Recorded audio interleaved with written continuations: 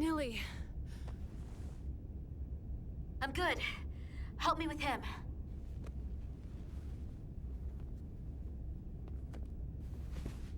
Let's get this off. Medical. Got one wounded at my location. Carter. You don't look so good.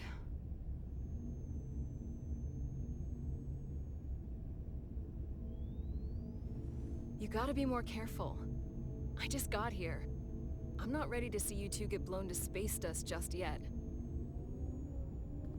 Now let's get you down to sickbay. Great.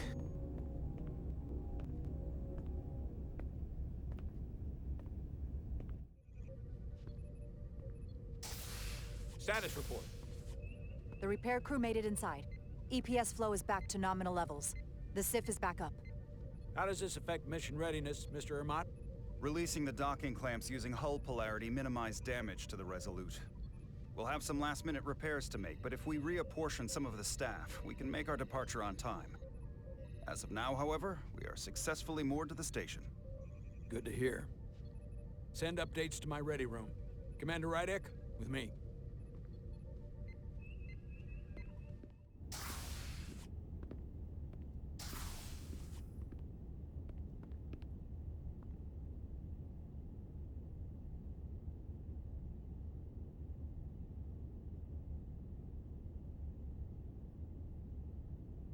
You disobeyed my orders.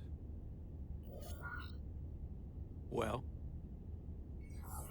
Respectfully, Captain, I made the right choice given the information I had. You disobeyed my orders! And not just in front of the bridge crew, but the Starbase staff as well.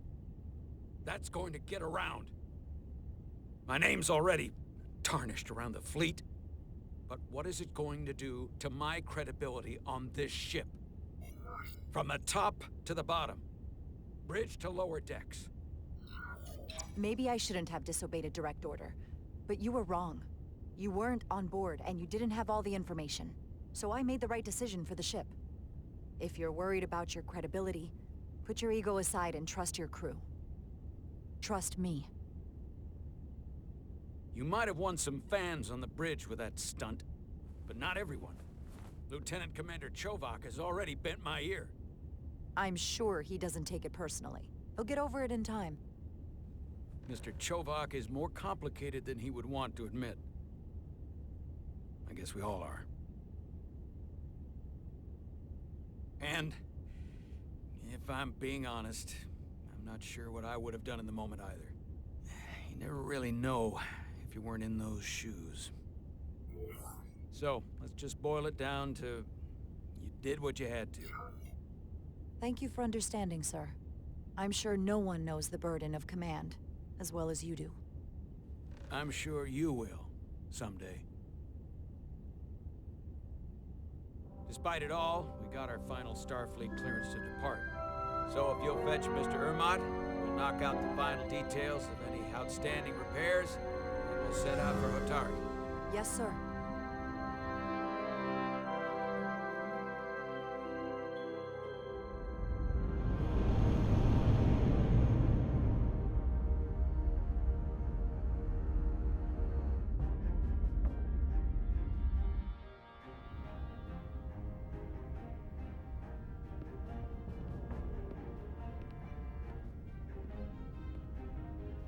All departments reporting full mission readiness. We've got our full complement on board. This is my favorite moment, right now. The start of a new mission is always full of possibility. The Orion Syndicate could sell it as a drug. Don't let the Admiralty hear you say that.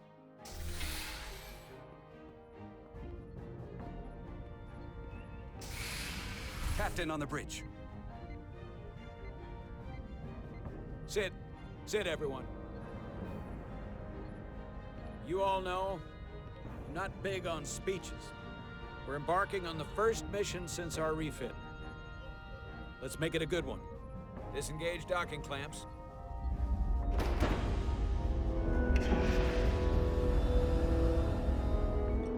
Docking clamps released. Thrusters ahead, Mr. Handar.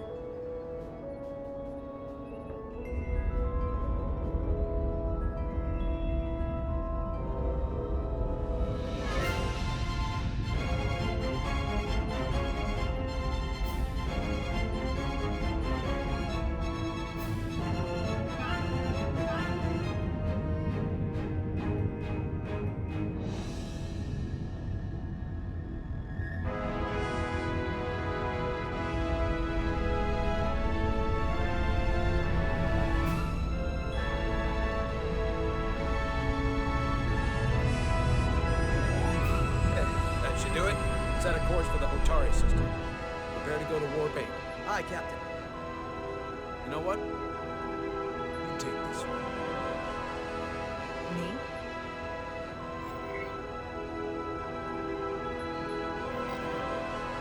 Helm. Make way.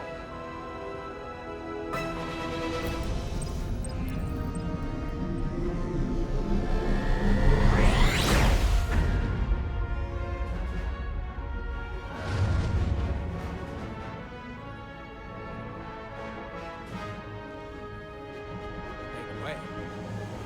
It's a sailing term. I know that.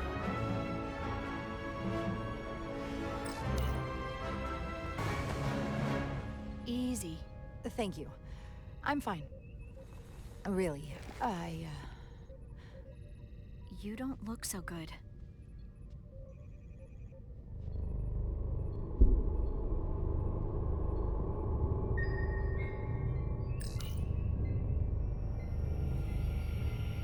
I have to get to sickbay. Go.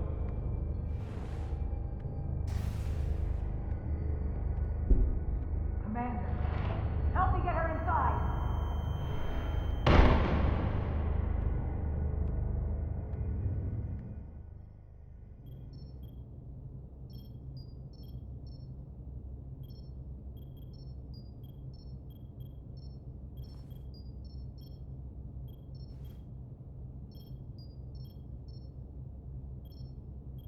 Well, that was quite a scare.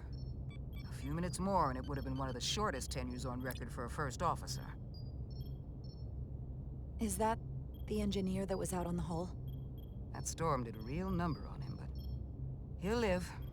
Just needs rest. You should worry about yourself. Your duridium levels got dangerously low and destabilized your cell structure. This is definitely one of the more memorable first days I can think of. My name is Dr. Aram Duval, Chief Medical Officer. To be honest, I've never met a Kobliad before. You're... Rare. I know. I was going to say special.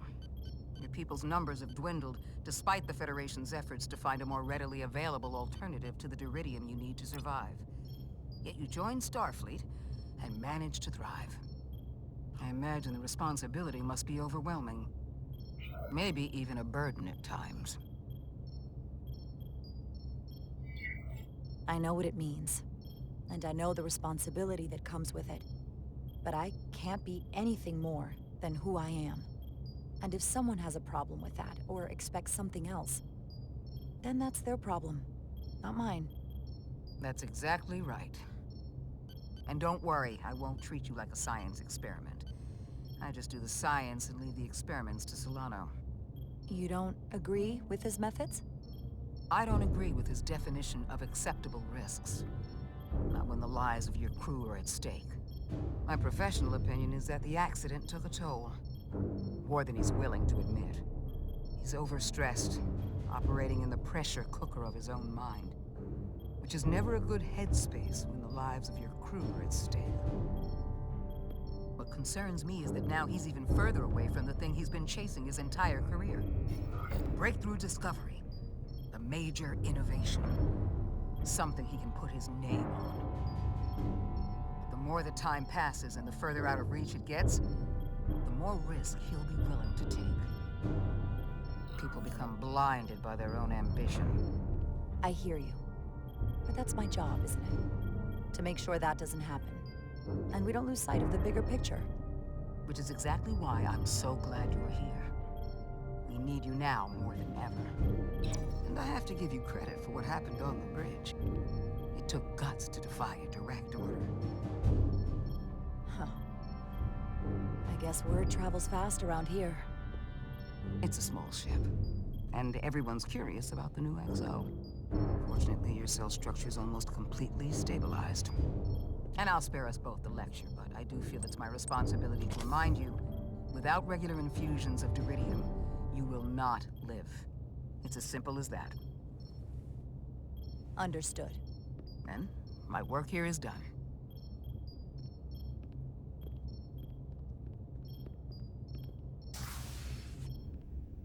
Lieutenant Bedrosian. I came to see if you were okay. We were all pretty worried on the bridge. No one knew what was happening. I'm feeling much better. Thank you. It's just part of who I am. You don't have to explain to me. I understand. I'm just glad you're okay. You trusted me earlier with the shields, and I appreciated that. I want you to know that I have your back. Thank you.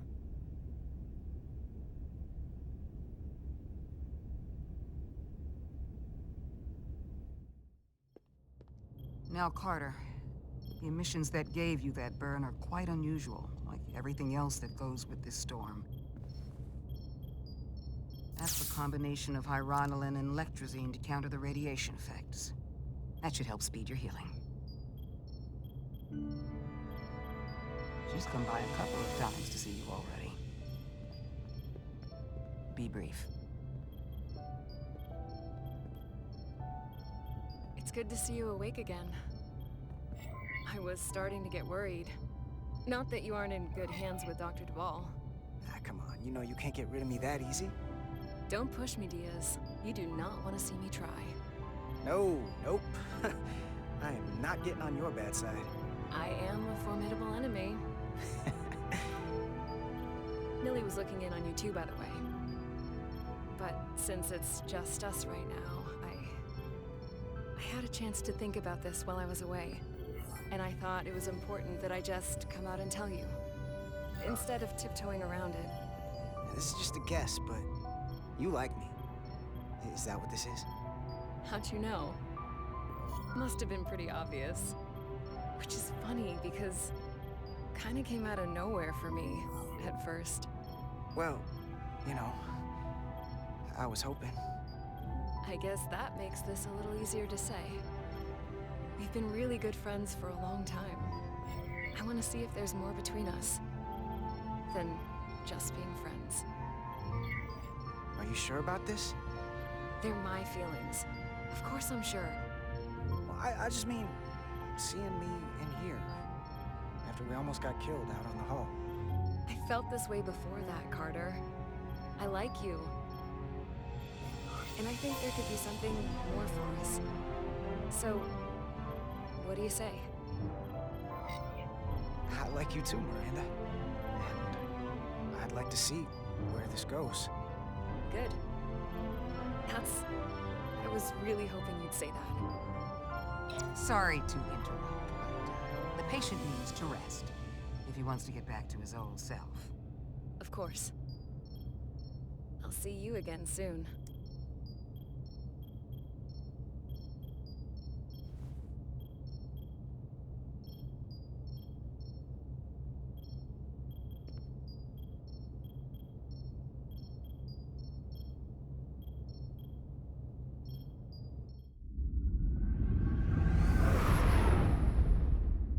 Approaching the rendezvous point outside Atari space. Helm, bring us out of warp. Dropping to impulse. Ionic interference surging, Captain.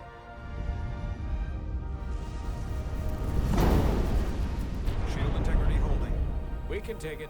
We are at the correct coordinates to meet the shuttle. Commander Rydek, find us our diplomat, if you will. Aye, Captain. Let's reduce the noise. Filter out environmental signals. I can manually tune what's left for Federation signal types.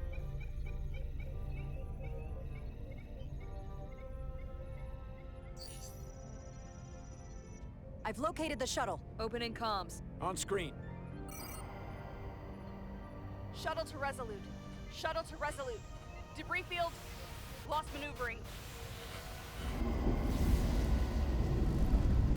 Losing. I can't get it any clearer. We won't get a transporter lock. It's just not happening. Power up the tractor beam.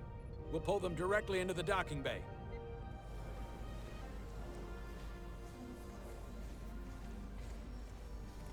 Diaz, you good to run the tractor emitter? Yes, sir. You sure? I'm sure.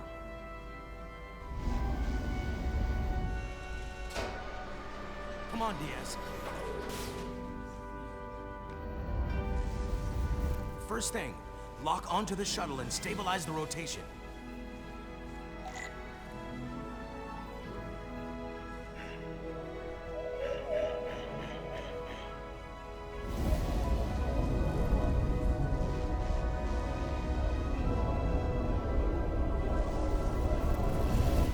debris. I'm on it.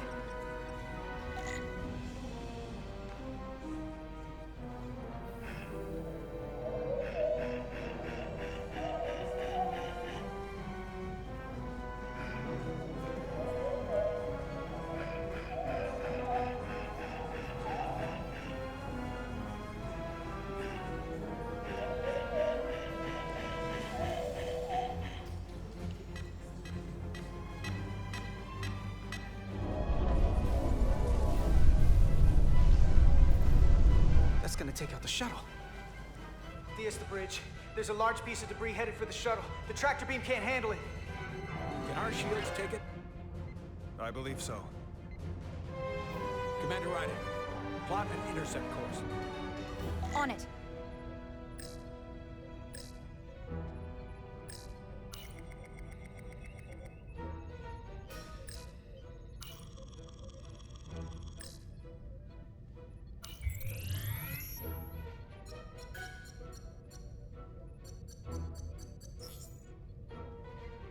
Here we go.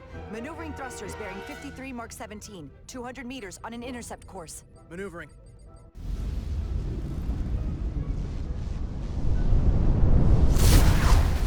Got it. Whoa! Someone's working hard on the bridge.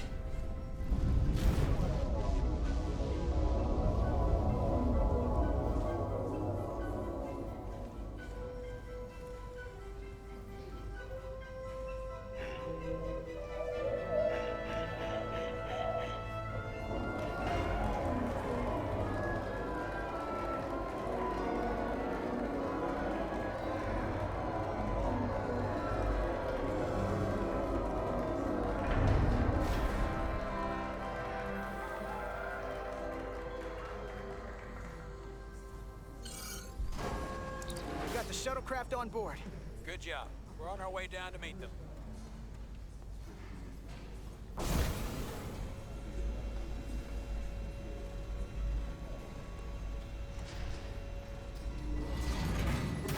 Terra firma, so to speak.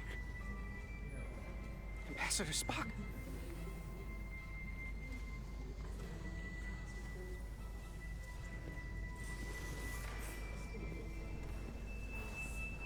The captain will be right down to meet you, sir. In that case, I will wait for him here.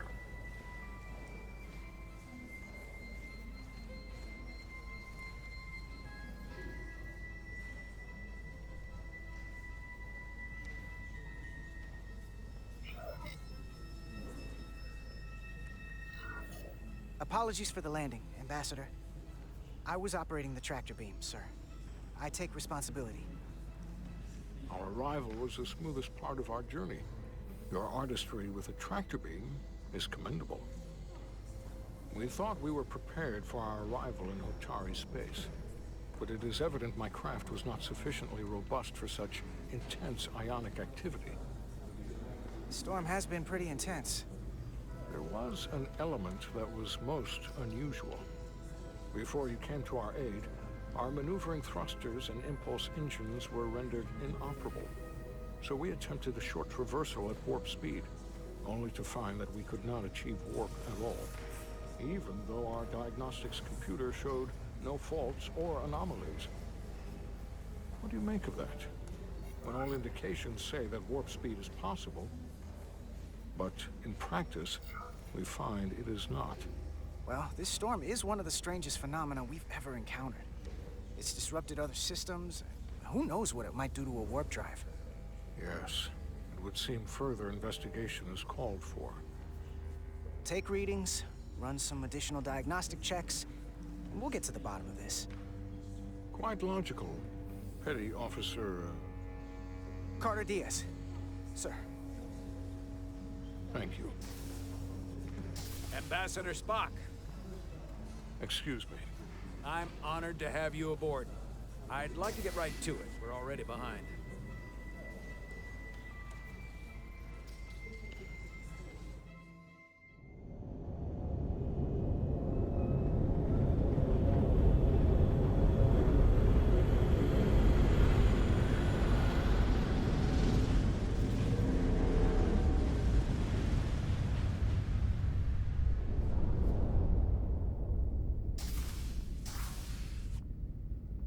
Ambassador Spock, my senior staff.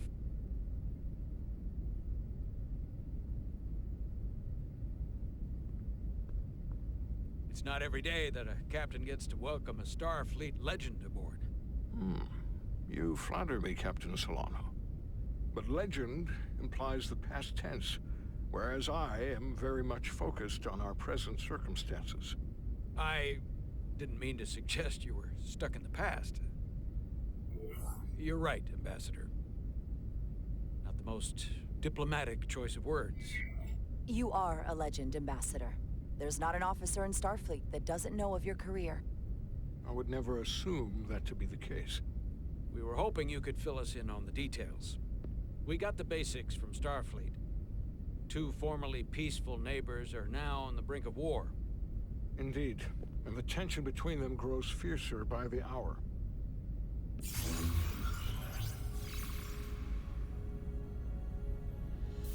Lydia and Hotari. The Lydians are the more advanced species. They made first contact with the Hotari over a century ago. This is Tau, the Hotari moon. It is rich in dilithium, and for decades, the Hotari and the Illydians have shared a mining operation there. The Illydians provide the technological resources, while the Hotari have served as the labor force. The stability of that arrangement was the source of their peace, until recently. The Hotari have suddenly and forcefully seized control of the mining operations and expelled the Illydians from their system. That is the official story, as told by the Hotari when they requested Federation mediation. But the details remain scant. Communications between all parties have been limited by the ionic interference. Have the Illydians retaliated against the Hotari? Or taken any action against them? Surprisingly, they have not yet responded in kind. They were open to a Federation presence, but it is unlikely the relatively primitive Hotari forces would stand a chance against the Illydian fleet in open war. Left unchecked, this conflict will result in more bloodshed, which is what we are here to prevent. And the dilithium trade hangs in the balance. Clearly, the Hotari have been exploited in this relationship. Maybe we can persuade them peace is the more profitable alternative for everyone.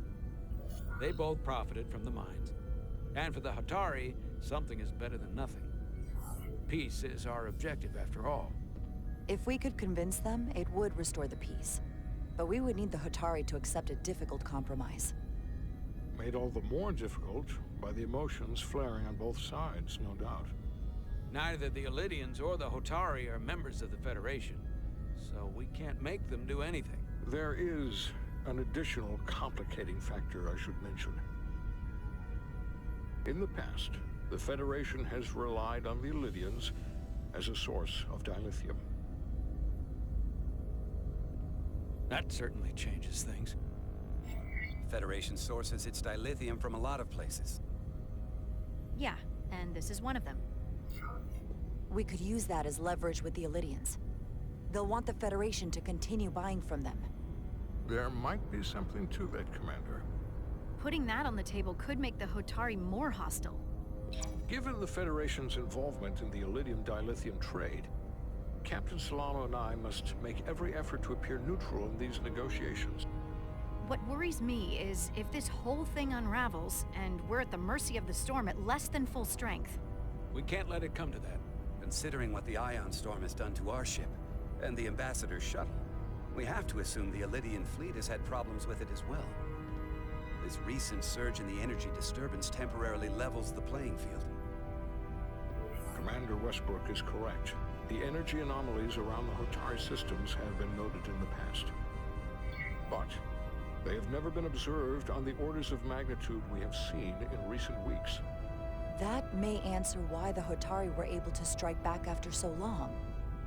They finally had an opportunity, and they took it. That would also explain the Illydians' restraint. And reason to learn as much about the energy anomaly as we can while we are here. We do not want to be caught at a disadvantage of our own. So I trust we understand our circumstances. We're operating on a strict timetable here, and we're going to be leaving for the negotiations shortly. Commander Westbrook, I want you to leverage our systems to investigate the anomaly from here while we're gone. Aye, Captain. Thank you all. Dismissed. I want to speak to both of you privately.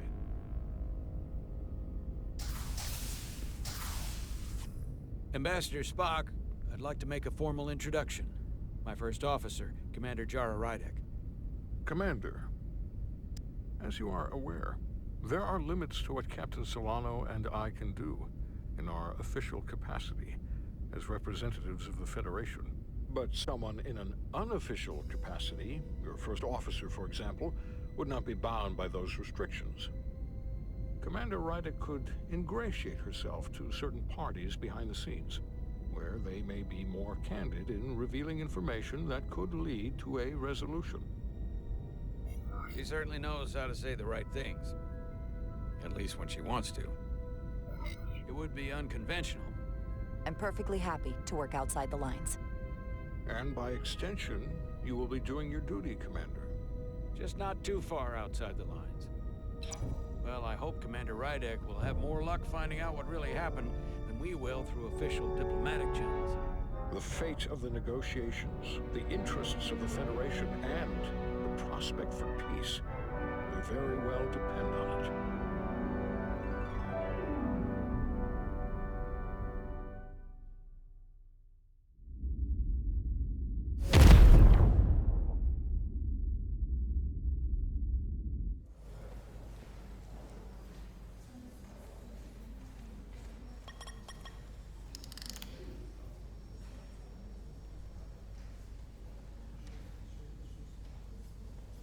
Mr. Diaz, I understand you have already discussed the warp drive failure with Ambassador Spock?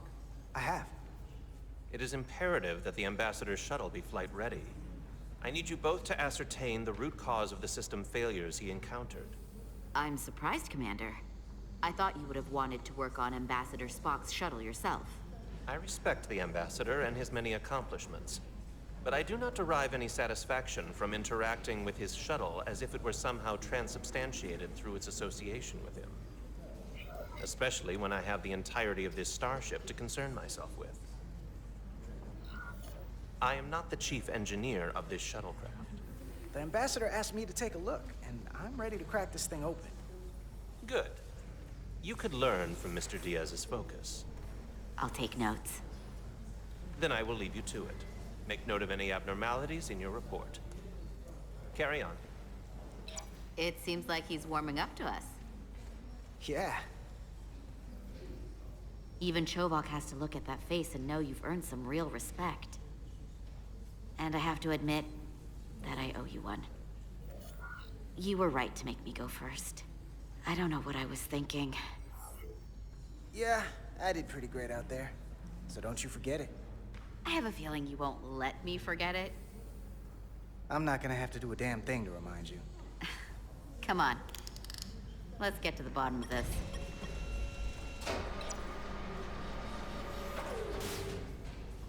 Ready to go? All set. Let's run the diagnostic.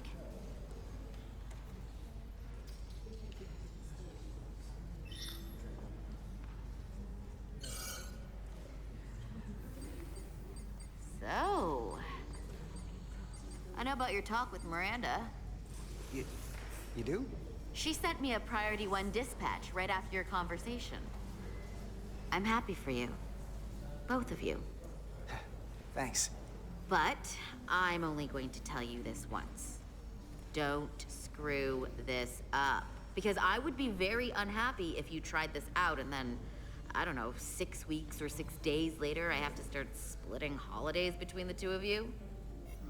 All because things went south and you're not on speaking terms. Are you upset? Not on your life, Diaz. But you need to be careful. I like my friends and I like our group. I don't want to lose that. Is that thing done? Yeah, it's wrapping up. Let's see. Relays along the primary EPS are blown. The backup relays are all intact. An EPS overload from the warp drive could cause that. But how did the shuttle end up dead in the water? Huh. Well, maybe the ship's data recorder can tell us something.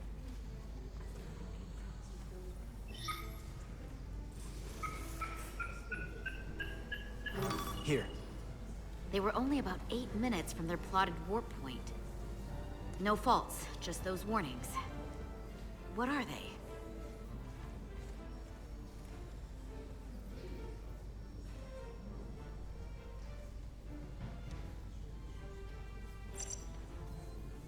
Subspace variance out of tolerance. What does that mean?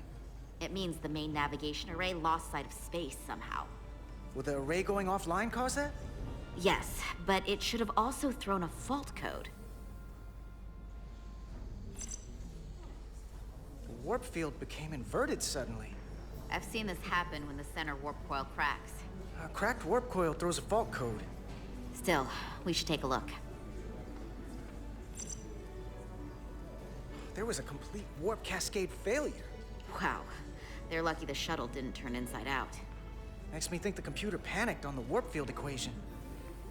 Any one of these failures should have thrown a fault. If it was caused by a system failure. None of this caused the relays to blow. Roll forward to when that happened. Yes, ma'am. So here, they take a moment to get their bearings and they attempt to re-engage the warp drive. There. That's the relays blowing. And look, there's another warp system alert. They're all the same. Subspace variance out of tolerance, or warp inversions. Finally, there's a complete warp cascade failure. Then it's one of two things. Either a warp coil is cracked, or the navigation array is offline. That makes sense. Divide and conquer. You want to check the warp coils or the navigation array? I'll check the other. Let's not overcomplicate this. One of these systems is likely broken. I'll check the nacelles for a cracked coil.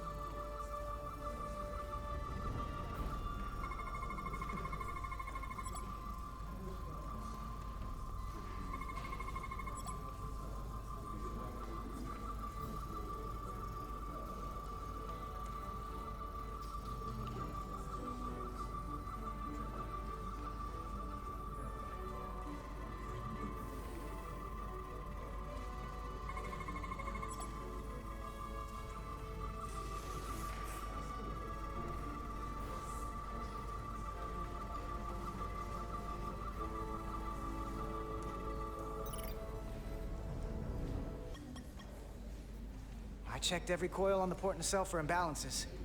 If any coil in either engine were cracked, I would have detected it. So, it must be the navigation array. Except it's not. Checked and double-checked. Well, the readings don't lie. Here comes the security detail for the way team.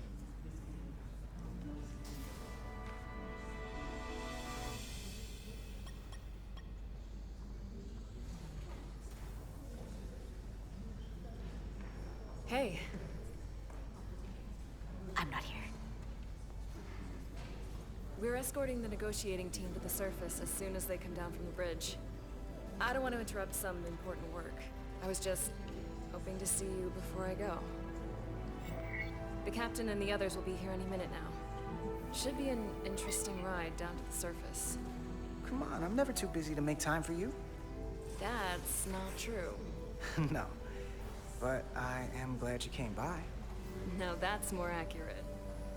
I gotta be precise with you, huh? Hey, Maris.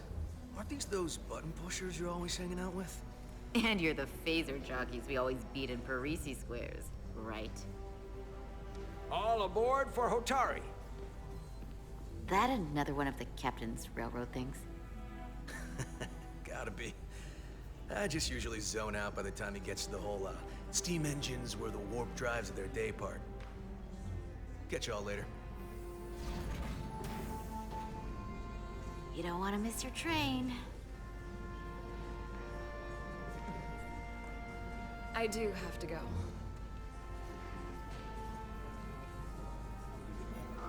Not gonna lie, I'd rather not leave right now.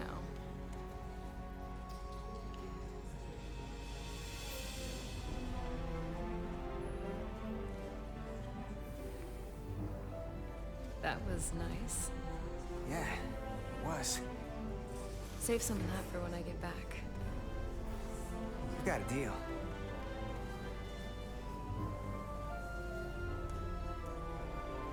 Be seeing you.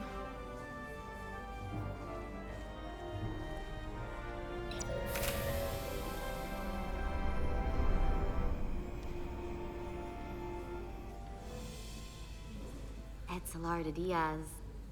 If you could float back down to reality, we still have a ways to go. All right, where were we? So, the warp coils in the navigation array are fine, but the nav computer doesn't seem to think so. I'm out of ideas short of field stripping the shuttle from bow to stern. You wanna take this out of the shuttle and throw it on the bench? Oh, real hands-on maintenance. I like it.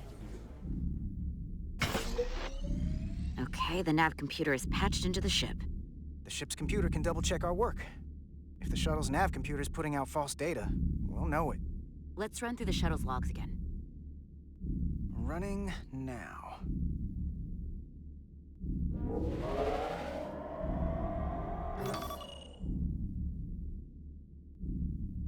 Same. Warp field inversion and a cascade failure. However, the Resolute computer doesn't show the same subspace variance. We're in the same conditions that the shuttle was in when it failed. Why wouldn't the ship's computer get a matching result? What if the subspace variance was a momentary occurrence? That's a possibility, and it would explain why the simulation under our current sensor readings failed to reproduce the issue. But a subspace anomaly strong enough to cause a warp field collapse would leave graviton ripples for days. Let's run with the momentary subspace variance theory for now. Roll forward to the shuttle's attempt to re-engage the warp drive. We need the conditions of space around the shuttle at the moment of warp failure. Resuming simulation.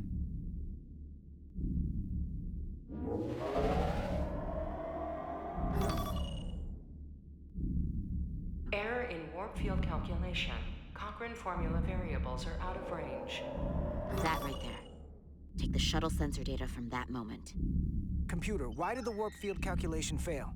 Warp field pressure returned non-orthogonal. Results are undefined. That doesn't help. Wait, what if we use a different ship? Put the Resolute into the simulation instead of the shuttle. Yeah, it should warp just fine. Unless... Computer, run the simulation with the Resolute.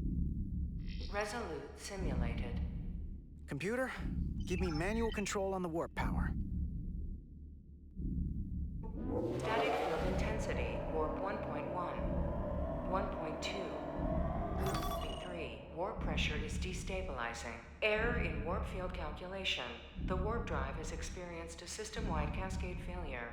Warp field collapsed. Subspace variance is out of tolerance. Cochrane formula results are undefined. Bingo. What-o? The same moment when the shuttle failed to warp, so did the ship. Whatever happened to the shuttle just happened to us. The Resolute will not sustain warp. We can't leave Hotari space.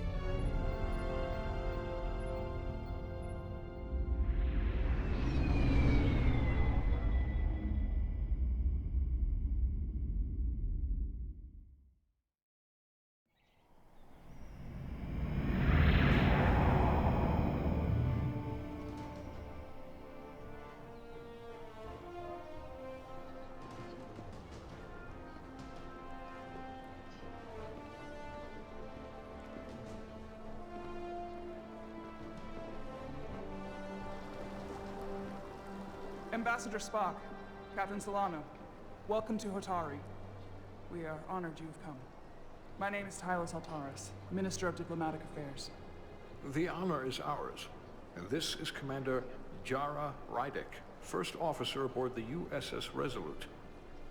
You'll find she has a keen mind, and unique insight into the dynamics between the Hotari and the Illidians.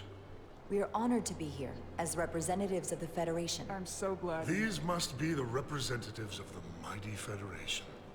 The reigning authority in the galaxy. Or so we've been led to believe. Whether that's true or not remains to be seen. But, either way, we're grateful you've made the time to come to our little corner of the universe. And you are? This is Galvin, and this is Citron, the heroes of the revolt in the mines.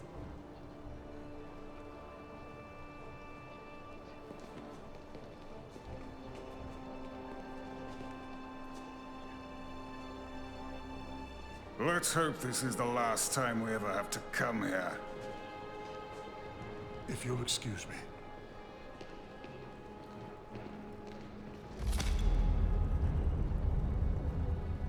I think we're about to begin. Did you hear the arrogance from that guy? I don't know what we're walking into here. But that guy was something. Something about his tone tells me this won't be easy. That was my sense as well. I doubt he speaks for all of Hotari, so I would urge patience until we speak with their queen.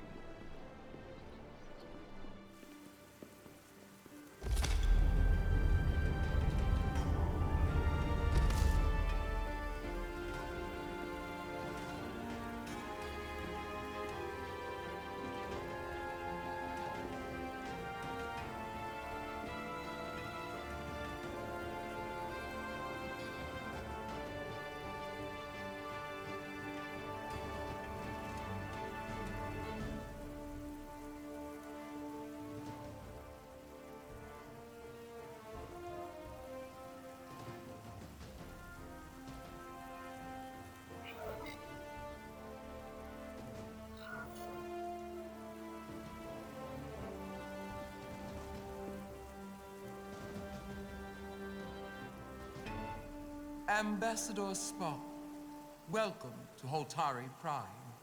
The honor is mine, Your Majesty. That the Federation would send one of their most respected representatives is not only an honor to the Hotari people and their queen, but a recognition of our stature and importance. Let's get on with it, shall we?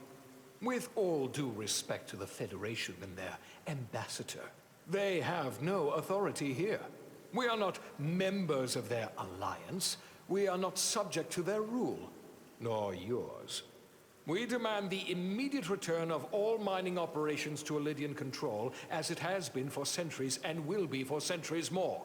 That has always been our understanding. That understanding has changed. Then you invite war! And if you cannot remain silent, you will be silenced. But his point is well taken. What is the Federation's interest in this matter? Perhaps you would have us trade one oppressor for another? The Federation remains neutral. Our only interest is the peaceful resolution of this conflict. We are here at your request, Your Majesty. For now. Saying this wouldn't be easy was an understatement. I thought they wanted us here. Was there something you wanted to say, Captain? Oh, no. My apologies. And what about the Kobliad? She's not part She of... can speak for herself, can't she? Then let her.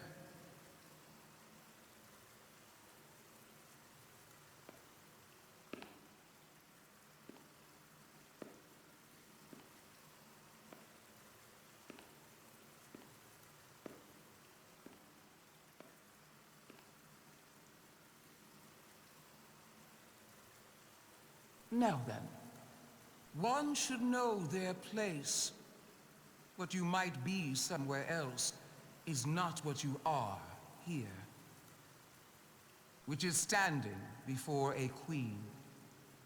And a queen deserves respect. A bow is not too much to ask. Is Hotari Prime part of the Hotari system? My apologies, Your Majesty. I meant no disrespect. Better. You are Kobliard. Your people suffered brutal treatment at the hands of the Cardassians. Their injustice towards the Kobliard is as unimaginable as it is unforgivable. Not unlike how we have been treated by the Elidians. As much as they'd have you believe they are the victims here, remember it was the Hotari who attacked us.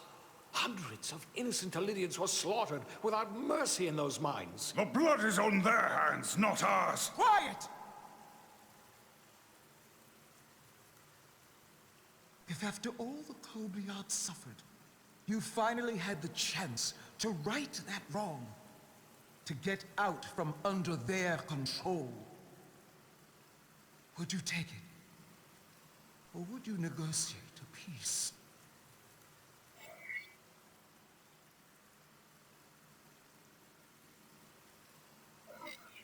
There is no remedy for what the Kobliad suffered. And I fear who we might have become in pursuit of it. There is no justice if the oppressed become the oppressor. So I would willingly accept a peaceful resolution if it were offered. That is the real opportunity. You may be right. Unfortunately, that was not the case, was it? No, it was not. Peace is often elusive to those who need it most. The Federation is the most powerful, most advanced alliance in the galaxy. It's widely known we have an abundance of dilithium in our mines. And it's in your interest to secure a steady supply. Your Majesty, if I may. Ambassador Spock would have us believe you're here as a neutral party in the interest of peace. So why are you really here? I want the truth, not your Federation rhetoric.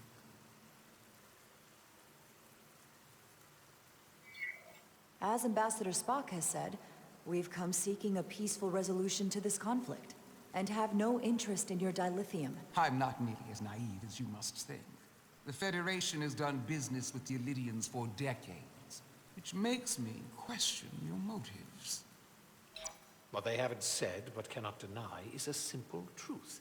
The dilithium trade would not and will no longer exist without Elidian involvement. We created it for the benefit of everyone, especially the Hotari. We've given them warp technology. We've let them share in the profits. We've made their lives infinitely better than before dilithium was discovered. All of that goes away if the Federation turns a blind eye to their treachery. That is enough of your lies! The Hotari are quite capable of running the mines. We've done so for centuries. So tell me, who deserves control of the dilithium trade and the mines on Tau? Who should the Federation recognize? The Hotari or the Elidians? It can only be one or the other, not both. If I have to choose only one, then it would have to be the Hotari. Well said. How could the just and wise Federation make any other choice? This is an outrage.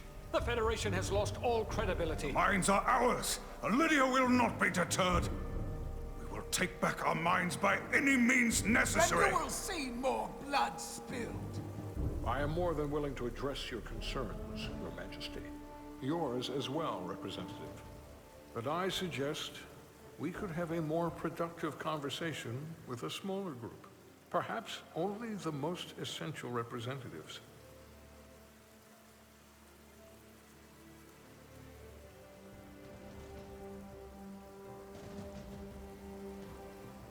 I suppose there is some sense to that.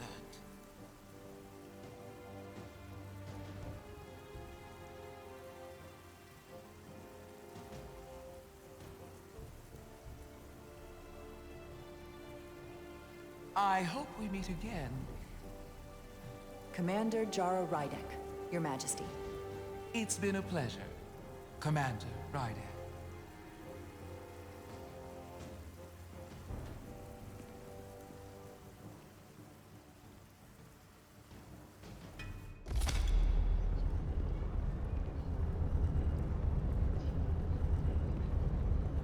Spock and I will cover everything on the diplomatic front. You make nice with the locals and see if you can get some answers. We need to find out why the Hotari are so willing to risk war. What happened in those mines?